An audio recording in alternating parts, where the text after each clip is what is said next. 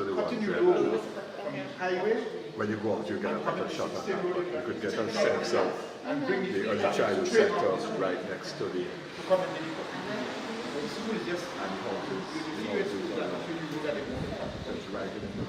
total destruction of the land, deliberately.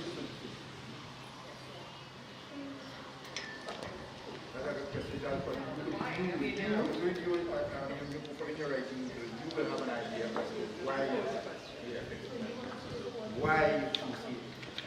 And like I just said to you, the acreage of the ministerial district is important, it's very strong.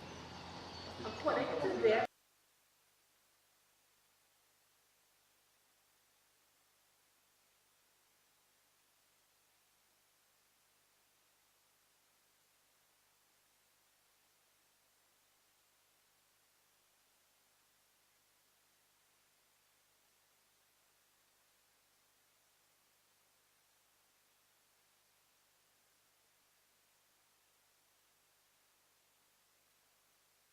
Although I suppose with blue water that would be suitable for us. Morning to members of the media and of course other members of the Malabar Residents Association. I know usually we have these press conferences in South and David gets to say welcome to South. So now we're in Arima and I say welcome to my hometown here in Arima. For this press conference is really a continuation of an exercise that we've been doing for some time now, where we've been highlighting some of the challenges faced by residents in various HDC housing developments. And so we have been throughout many of these developments in Trinidad and Tobago, Trinidad specifically, and I want to just identify the persons that we have with us today. So from the Malabar Residents Association, I have on my left Mrs. Liz Hamilton, President of the Malabar Residents Association, and to her left, Mr. Anthony Jones, Vice President. This issue is an issue that would have been in the media some time ago. If you'd remember, there are several judicial complexes identified by the government to be built specifically under the Ministry of Justice. And the residents would have put up their own resistance to this complex. Well, and they would have outlined several reasons for this. So I would not want to preempt what Liz has to say, simply but to put on the table that the MSJ stands in solidarity with these communities as they seek to play a concrete role in the kind of environment that they would want to live in, that they want to participate in the development of their communities, that they would want to, at the very least, have the respect from administrators to be consulted on kinds of development. And what we recognize is a pattern throughout the country, which is what the MSJ is now trying to put on the front burner, the issue of injustice, the issue of continued disrespect for persons at the level of the community. And as it relates to HDC housing, it really is a continuous shift away from the original intent. And that is what, in large part, has happened here in Malabar. I would ask Liz to say a few words now, and then when she wraps, there's an important program that we're going to run on Sunday, which I will speak a little bit to after. Yes? To the media, I am Elizabeth Hamilton, President-elect of the Malabar Residents Association, and on behalf of our association and the residents, we would like to welcome the media to our community, our residential community. We are also thankful to the MSJ for giving us this opportunity to air our concerns. The Malabar Residents Association was formed in August 2014 in a direct response to a plan by the government of Trinidad and Tobago to construct a judicial complex within our residential community on a site that had been proposed for a commercial center. This judicial center, as they planned, would comprise of 2 high courts and 5 magistrates' courts on a site that was actually adjacent to our early childhood care and education center. It is a site that is opposite our community center and our church. It is actually located approximately 150 meters away from our secondary school.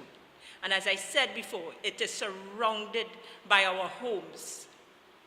Nowhere in the world do you see such a facility being built in a residential community.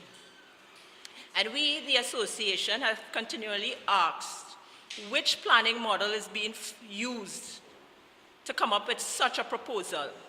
We have asked the Minister of Planning and Sustainable Development and his technocrats to show us what is the reasoning behind placing such an atrocity in the midst of our community.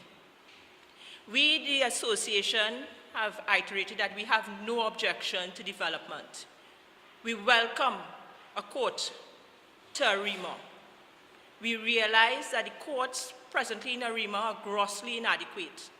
But we are asking the question, how can you come up with a plan to site such a facility in a residential area surrounded by school children, by retirees, by residents? We bought into a community to enjoy the peacefulness and serenity of our homes, not to have courthouses with their attendant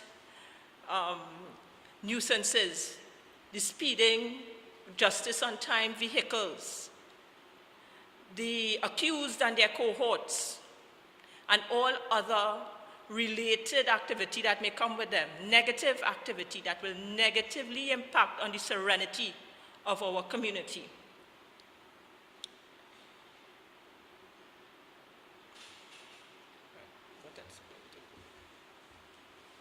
Okay. To give you an idea of what has transpired, to give you a little history, it was in April of 2014 when one of our residents, actually our vice president, noticed an advertisement in the newspaper, the Daily Express, dated Monday the 14th of April, where NIPDEC had put out an invitation to tender for design build services for the construction of a Malabar judicial complex, inclusive of fixed furniture, fixtures, and equipment. We take this opportunity to know that prior to this, there had been no consultation, no notification to the residents of such an activity taking place. Having seen this, the residents took our concerns to the Mayor of Arima, Alderman George Adidi, and also to the Councillor for Malabar South, Mr. Anthony Garcia, who also indicated that they were unaware of any planned activity.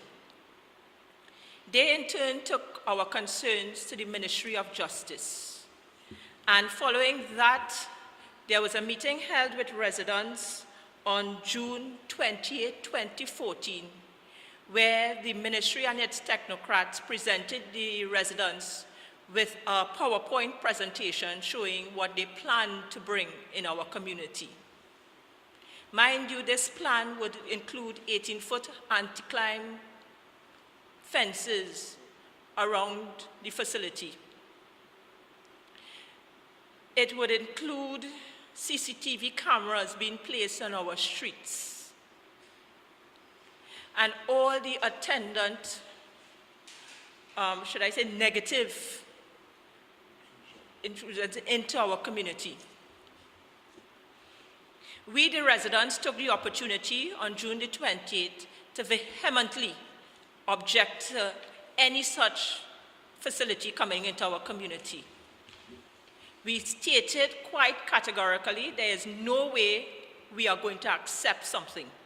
There's nothing that will sway us. However, the ministry did say they would take our concerns back and get back to us.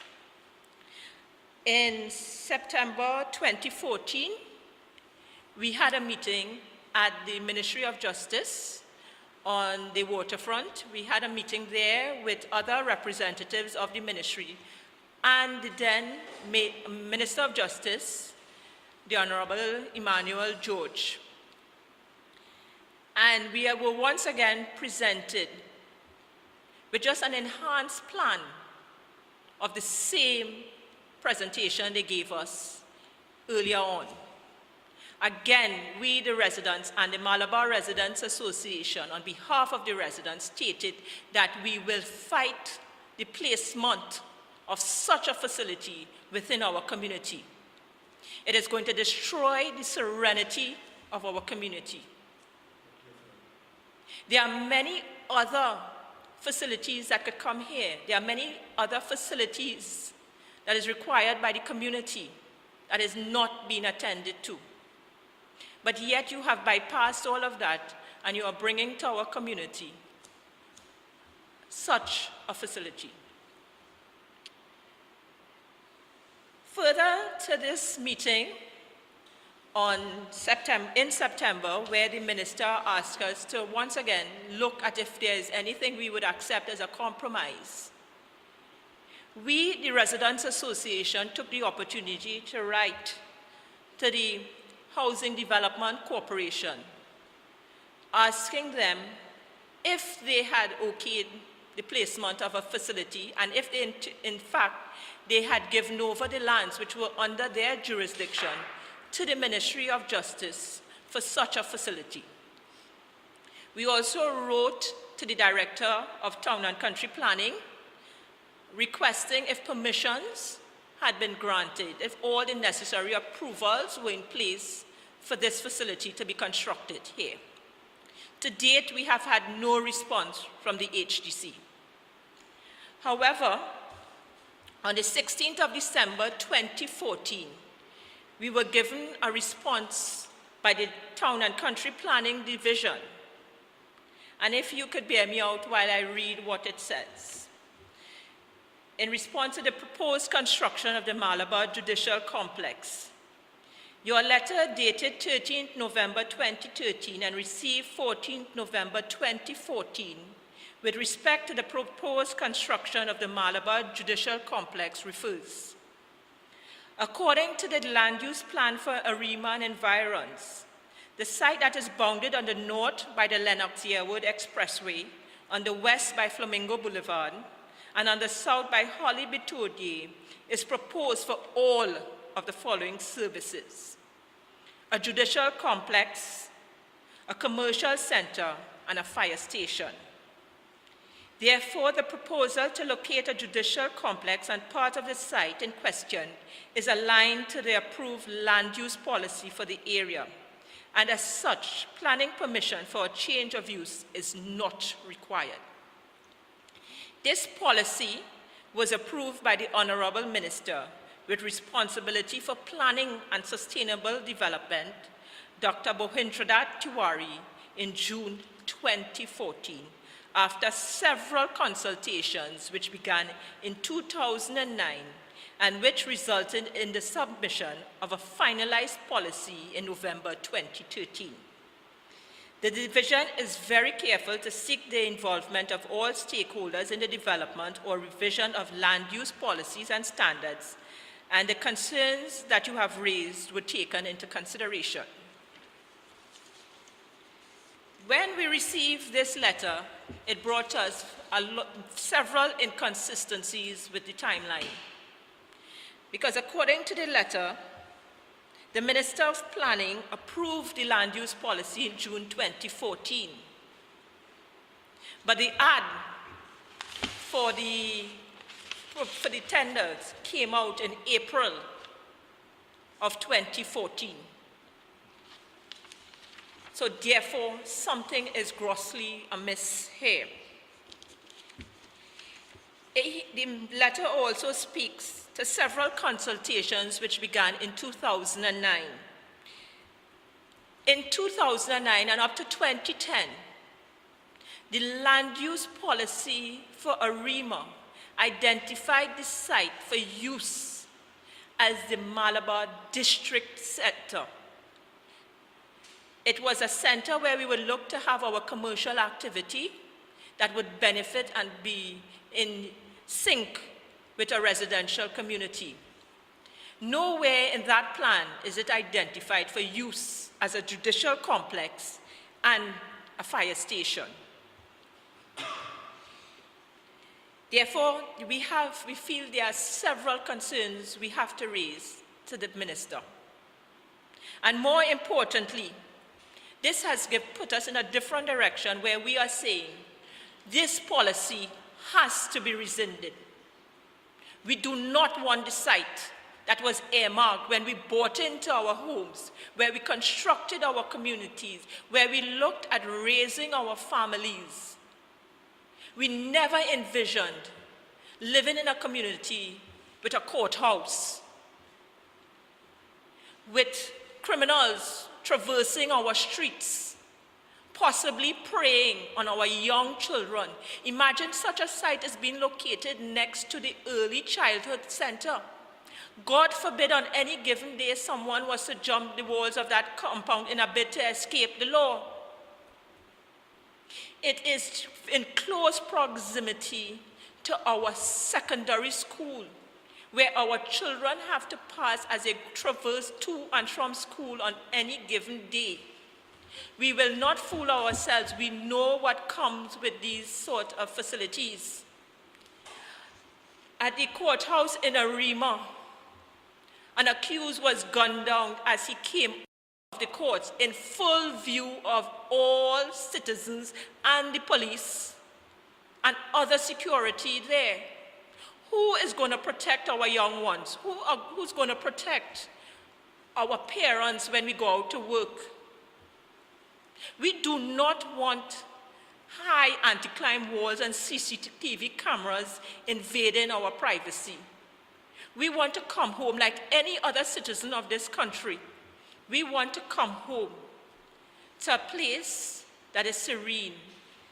It is our homes.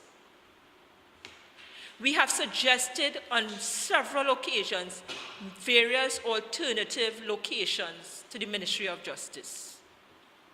We are yet to get any feedback from them on the relocation of the facility.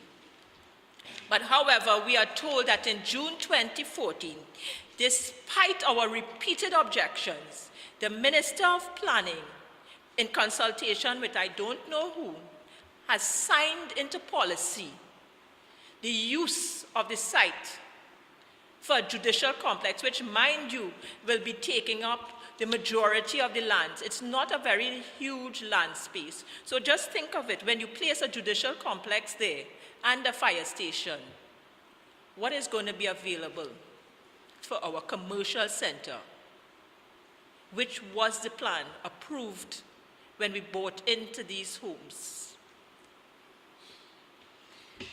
I will also ask our Vice President if he has anything further.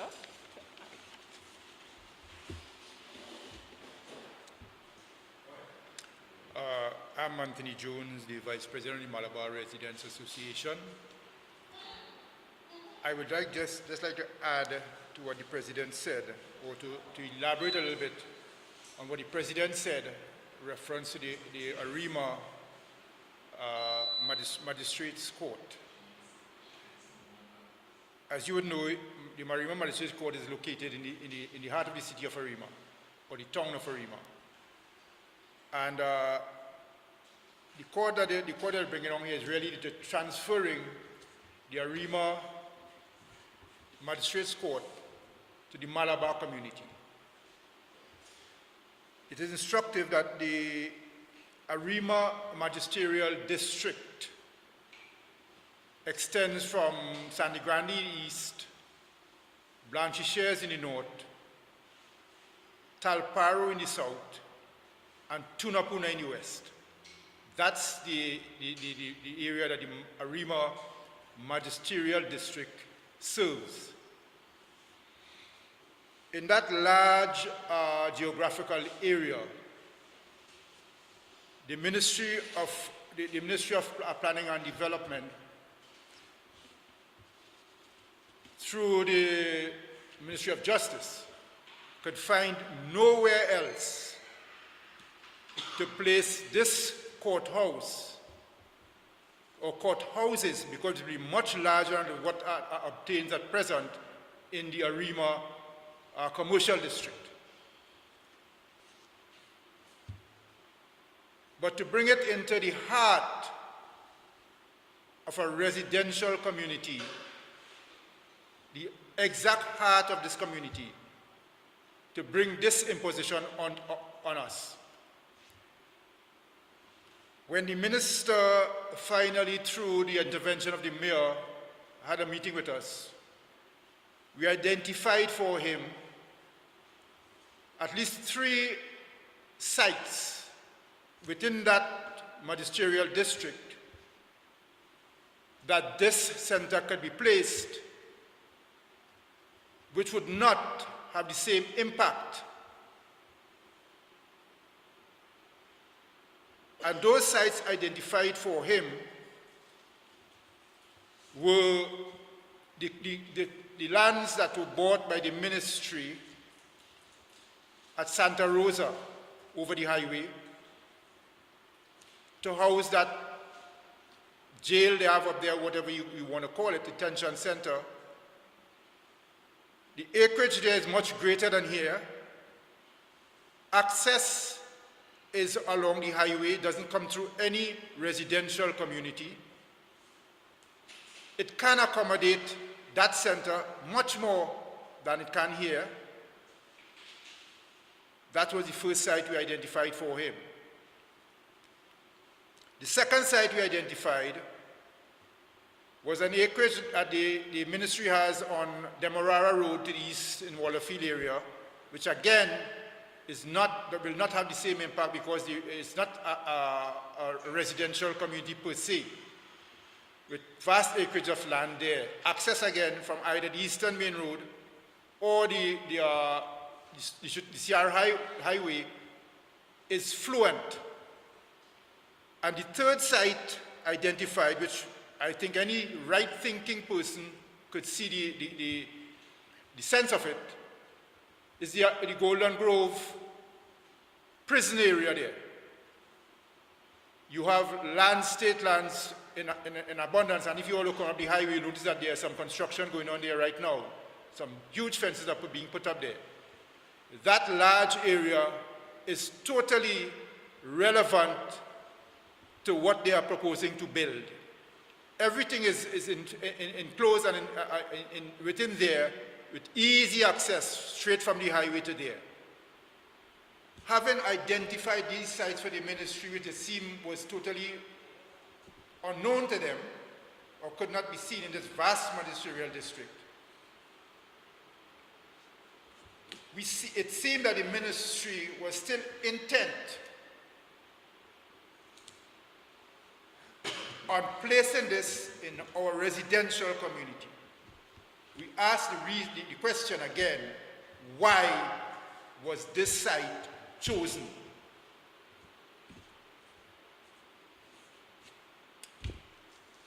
It is left up to you all to take this forward.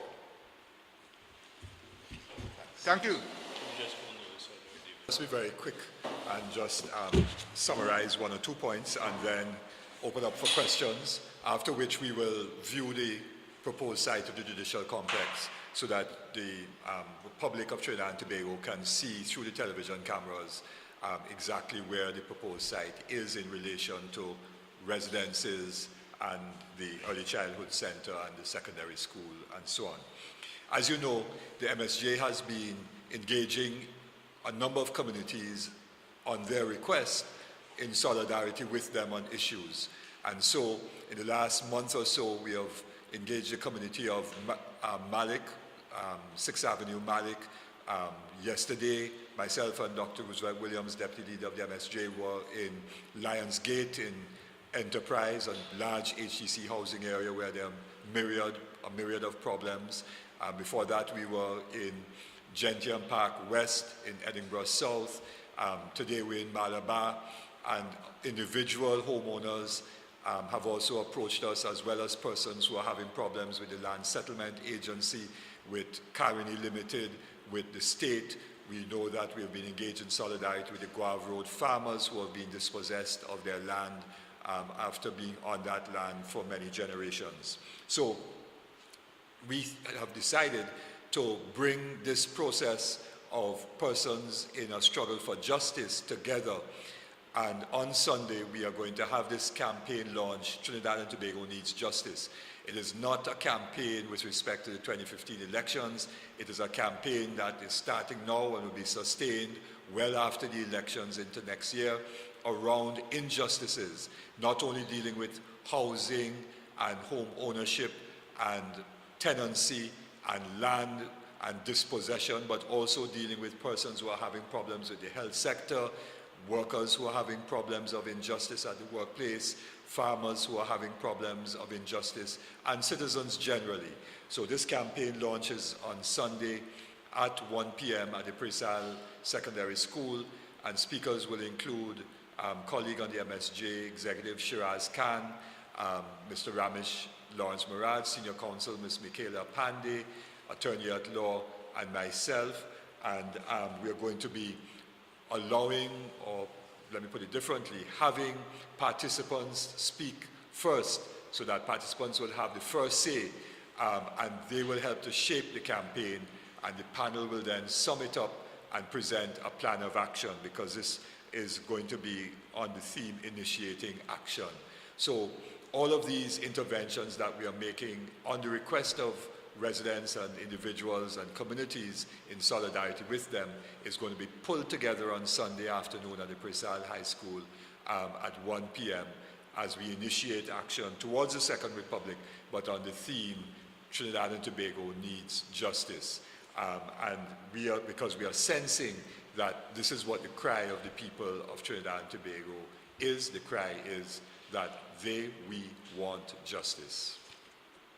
So I just want to sum up where we are today and going forward to Sunday, and then open up for any questions that you may have, and then we will do a very short visual outside.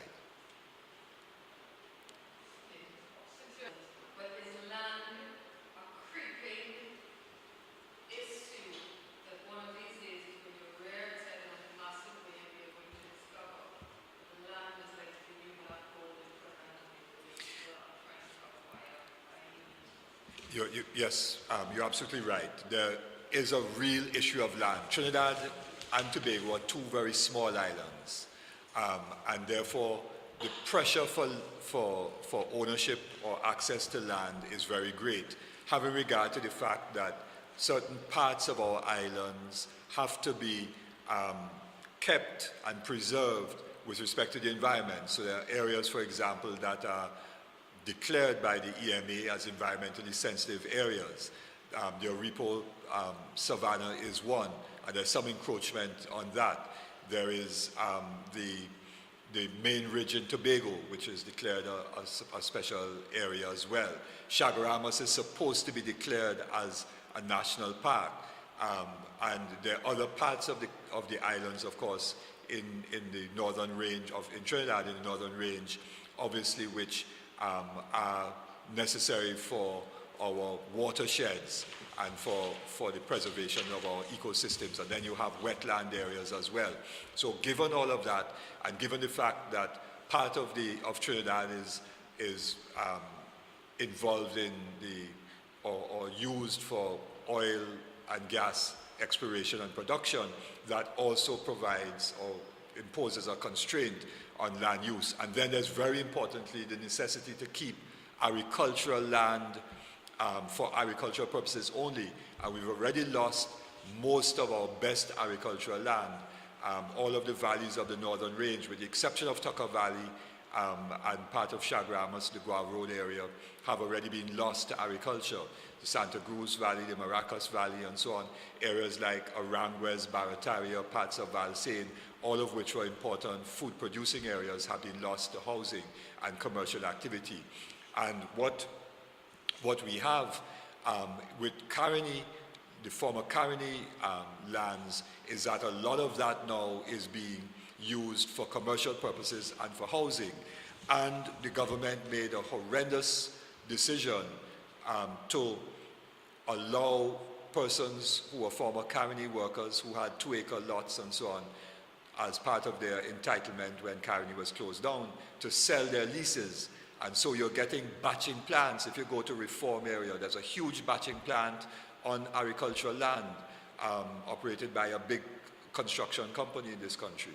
And other lands, for example, there's going to be a science center just south of the Couva Hospital, which science center is being constructed or is to be constructed on very good agricultural land, which had already been allocated to former Caroni workers, and they're being offered compensation of a measly $140,000 for their 2-acre lots and so on.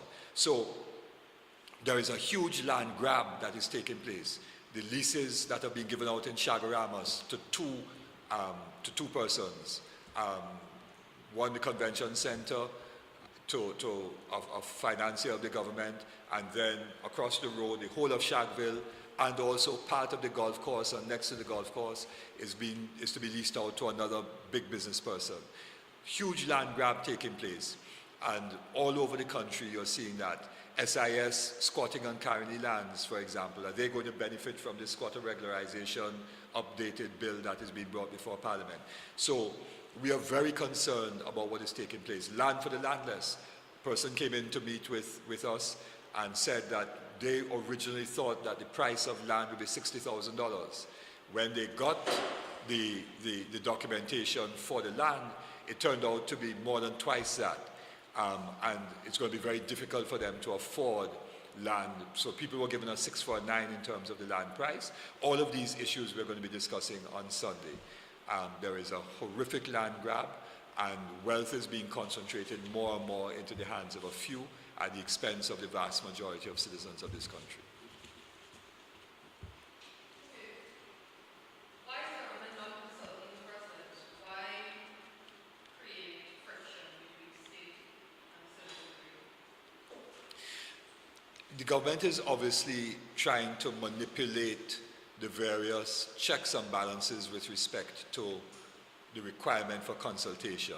So that, for example, the EMA has been badly abused by this government, in particular giving CC approvals without any process of public consultation, without the requirement for environmental impact assessments to be done, which EIAs necessitate public consultation.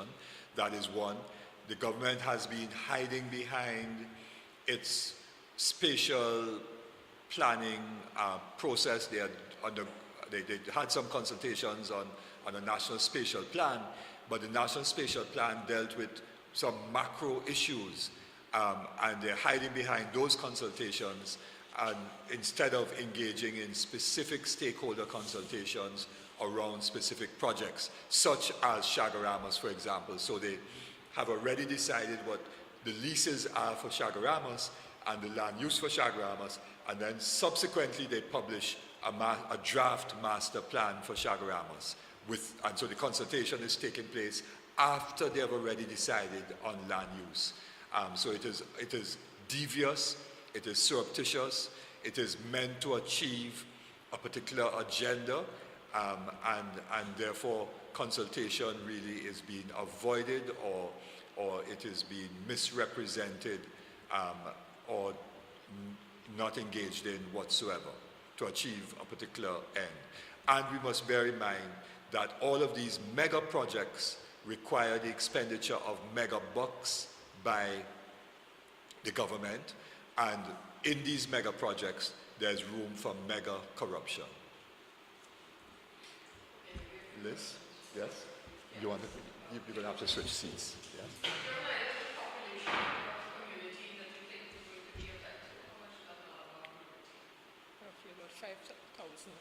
Yeah, we consider 5,000 residents. We may have about approximately 5,000 residences. We now remember we're representing the entire housing development of Malabar. So we have from phase 1 to 5 phases actually, with approximately 400 homes in each phase. And most of those families will have children, for instance, attending the schools that are going to be. Yes, the various communities came on at varying times. In fact, the communities were started since in the 80s. So you have a large population, a vast population. As I said before, we have from the retirees, persons who have already contributed to the development of Trinidad and are now looking at enjoying the tranquility of their homes, right down to the young ones. We are in this particular area here, it's a lot of young families with children ranging from preschool to secondary school ages. Just to clarify something, earlier you mentioned that this judicial complex would take up most of the land space. But it's just the judicial complex for now, it's not the fire station as well. Exactly. What we have seen earmarked by the government is the plans to move forward with the construction of the judicial complex. We estimate the site may be approximately 15 acres, and over 50% of that land is going to be used for the judicial complex. A portion has already been used for the construction of the early childhood center, and in fact, the best portion of the land is going to be used for the construction of the judicial complex. So that childhood center was part of the same parcel of land? It's all part of the same parcel of land. And mind you, even the placement of the early childhood center was done without consultation with the residents. And just to go back a little bit on what Mr. Abdullah said, while there may have been larger stakeholder meetings with the wider community of Arima in 2011, again at which point it was suggested that the site be used for the construction of the judicial complex, there was only one member from the community of Malabar there. And they took great pains to object in 2011 to any plans to use this site for this activity. When we held the meeting with the Ministry of Justice in September of last year, the permanent secretary there took great pains to inform the association that any meeting that they held with us is considered a public consultation.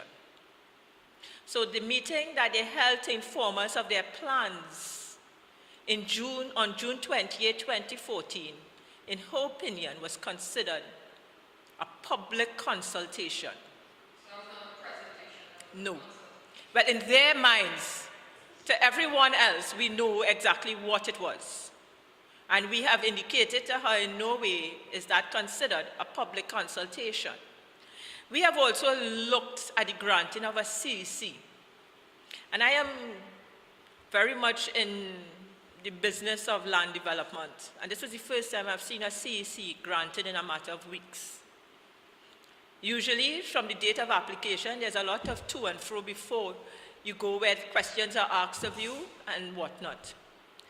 I cannot understand how persons who are concerned with environmental issues, persons who are concerned with planning communities, not just building housing farms, but actually building communities, could continue with these sort of plans without ever asking one resident whether they will accept such a development within their residential, and I stress it's a highly residential community where our green open spaces are very limited. And as residents, we are concerned that those spaces be maintained and be kept for a planned development that will benefit not only the residents, but also be in sync with the environment. And this is why we stand in solidarity with the MSJ and other groups like the Orange Grove and the Tacarigua residents, that while we have our concern in Malabar We are all citizens of Trinidad and Tobago, and we are just as concerned for what is happening in the other green spaces, in the other communities, on other lands of our country. We have to protect the patrimony for our children, for our grandchildren. I have benefited from what Trinidad and Tobago has to offer, and I'm not going to stand by here and let it be destroyed for the coming generations.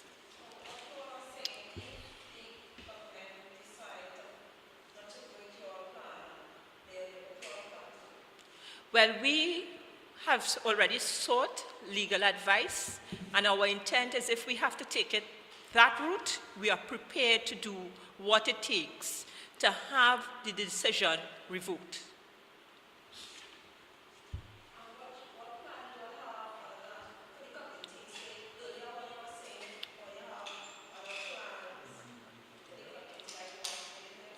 Okay. First, we have some concerns of existing development in the community that have either it's inadequate or in fact it's uncompleted. We in this community fall under the constituency of Dabadi O'Meara, which was represented in Parliament by Mr. Arnold Roberts, which we all know what has happened to him. As it is now, we are not represented in Parliament. We have no one to take forward our plight. In our community, as I indicated before, we have the Malabar Secondary School, which was constructed to be used as a primary school. It is now being used to house secondary school children. The facilities are woefully inadequate for that sort of education. There's another site that is earmarked for use for the construction of a secondary school, and we are prepared to lobby for that. We also had a promise made by our then representative and Minister of Sport to construct an indoor sporting facility on a site commonly known as India Ground, which is in Malabar opposite phase 1 and north of phase 2. Since the promise in the early term of this government, that site has been fenced and nothing else has taken place on it. Residents have no access to those facilities. We would like to see the promise there kept. Just north of the site on which we are speaking, that is reserved for the judicial complex, the HGC begun the construction of some townhouses. For the past 5 years, nothing has happened. The buildings were started and the shells are there now. It has now become a haven for criminals and for all other sort of illicit activities. It is overgrown. The fences, the area around it is used by citizens or residents jogging. And while they're jogging there, the fences were collapsing, posing a threat to anyone in that area. Those are things we would like to see. Plus, we have a lot of plans as a residents association to see the development of our youth. We want to have our community facilities and to be able to run programs that will occupy the times of our youth. So yes, the association has many plans for the community.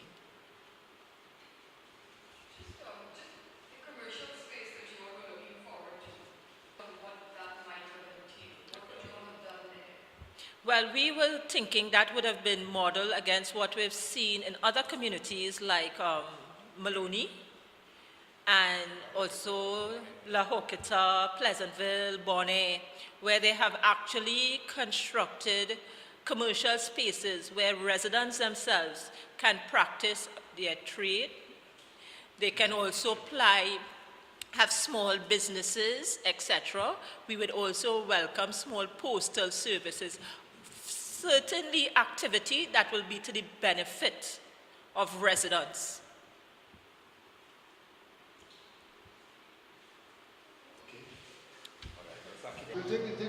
Roughly opposite in the area, like if you take directly opposite the community center, so it will extend from right around where that like pole is sitting there and go all the way north to the Lennox here with the expressway.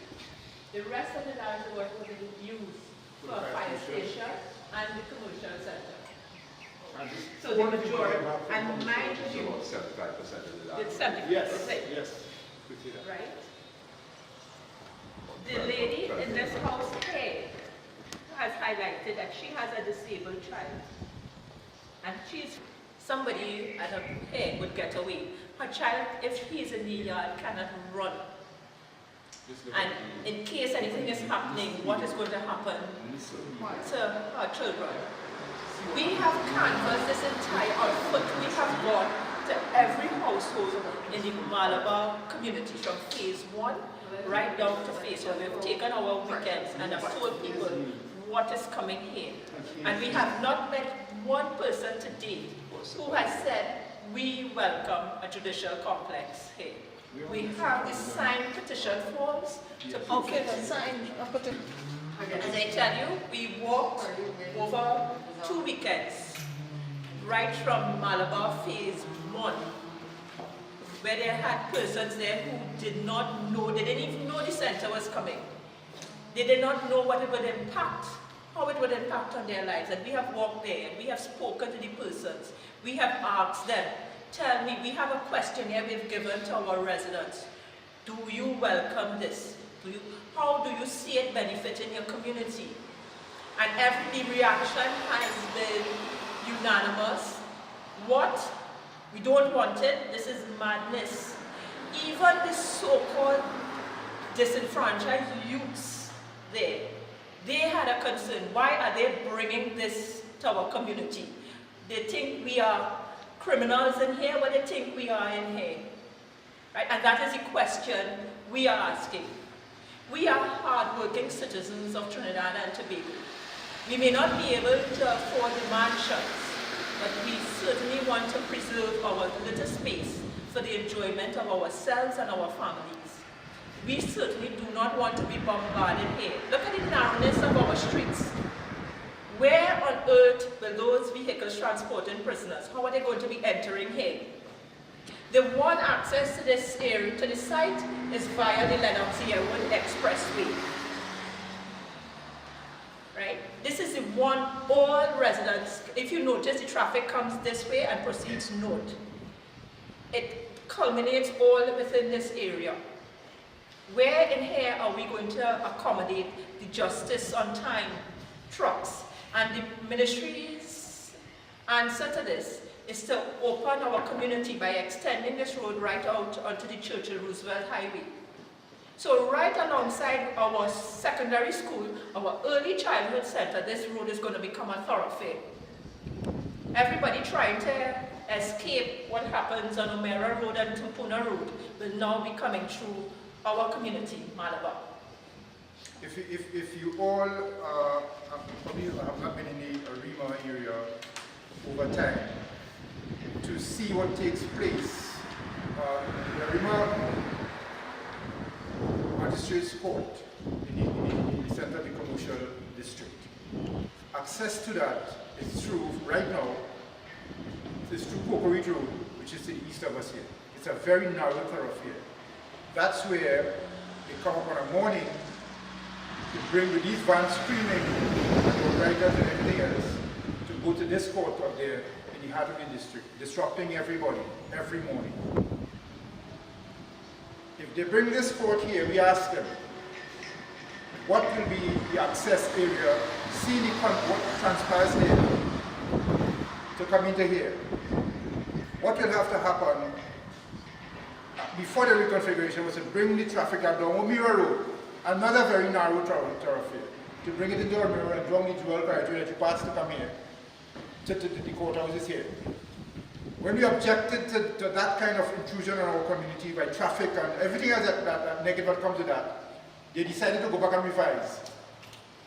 And the revision when they made a presentation again to us on the waterfront with the Minister of the morning, Mr. Minister Emmanuel George, their new concept of the appease us, they said, is that they will now bring it straight from the highway up the main thoroughfare, the central thoroughfare in the Malabar community, Flamingo Boulevard, which is alongside the school, secondary school, through our regional committee into this area here.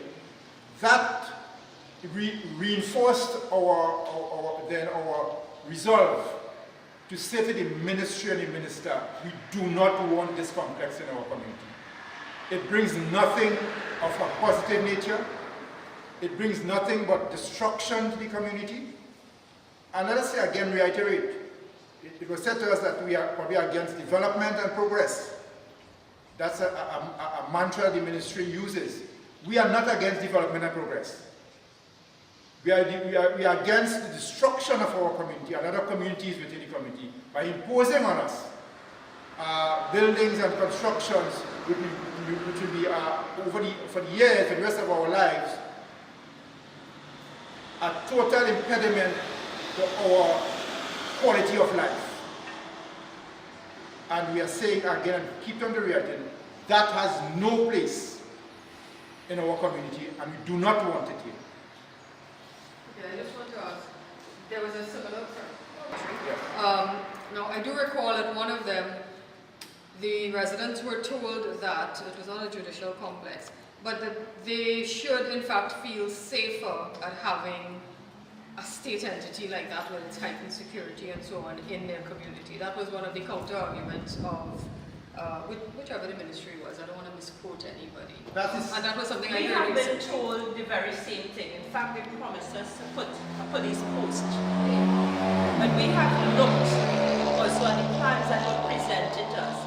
And honestly speaking, it is all designed for the security of persons within the compound. They spoke highly of how they're going to bring in the prisoners and whatnot.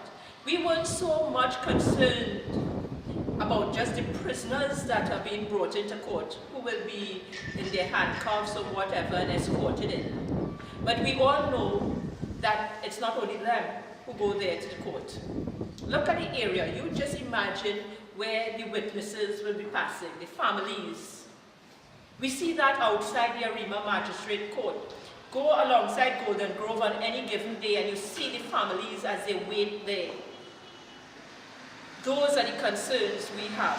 Our streets, this area cannot accommodate persons. And we all know that as much as you say they will be walking alongside here. We don't know who will be coming. Look at the community during the day. The tranquility, the peacefulness of our community.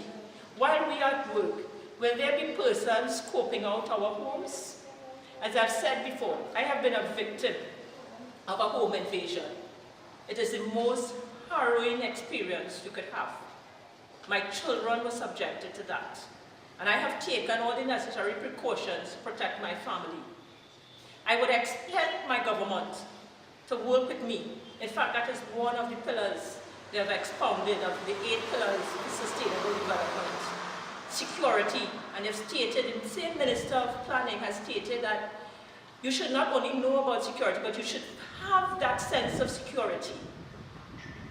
How can we have a sense of security knowing that there are persons accused of sometimes the most heinous crimes in society being brought into our community? And if perchance one of them was to get bail or to be let out on that day, I'm not saying that he's guilty, but the possibilities exist. That is going to be unleashed in our community, where we have our young girls walking up there to be preyed upon. Sorry, you think this is a tempting area for the criminal-minded? It's home intensive, lots of... This is it. We were happy to welcome the police here sometime last year, where they were outlining ways of protecting our community. We are willing to partner with them, but we are yet, in fact, from my own experience, the police took pains to inform me that I was targeted. They knew my movements. People looked at me, how we came, how we went, when we were not home, when we were home. We are trying to reduce the possibility of crime in our area. And all we ask is that you take the government partners with us, not to encourage and to bring, because you'll now be escorting these criminals into our community when we are trying to keep them out of our community. Who has knowledge of your movements? Is it the bandits or the law? Nice question. Very interested question. Let me want to leave that open for the people. I would hope that it's only the bandits. Okay. It's all about. Those buildings up there that you see, blue, with the blue roofs, that is the house that has been built since 1929. Prior to the election, 2009. They were built by the HDC. And they are left now, since then to now. They remain unoccupied. Unoccupied. And totally derelict. That's the area she's speaking about, that people have the public criminal elements inhabit and that kind of thing. So have they been vandalized? Yes, they have been vandalized. In fact, if you see the quality of construction work on it, it's point to another thing again. The quality of work that our tax dollars are being spent without no proper supervision, oversight by the HCC, to see what is being placed there when they put out their money. So it's there, they cannot be occupied. They have to be totally done over. And this government paid no attention to them at all.